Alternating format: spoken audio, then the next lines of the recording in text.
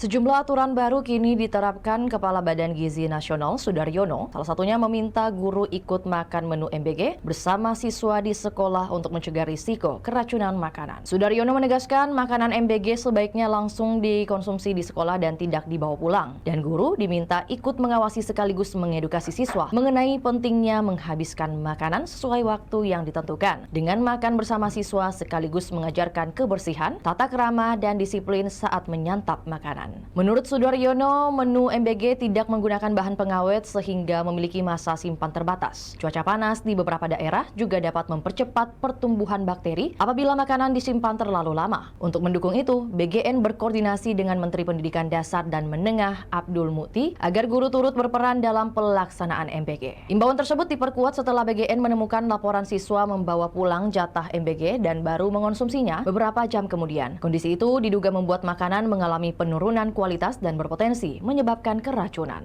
BGN juga mendapati makanan yang dibawa pulang terkadang ikut dikonsumsi anggota keluarga dan menimbulkan dugaan keracunan. Karena itu, siswa diminta menghabiskan MBG di sekolah agar keamanan makanan lebih terjamin dan risiko keracunan dapat ditekan. Itulah tadi berita hot news kita pada hari ini. Saksikan berita hot news lainnya hanya di kanal YouTube dan Facebook Tribun Timur.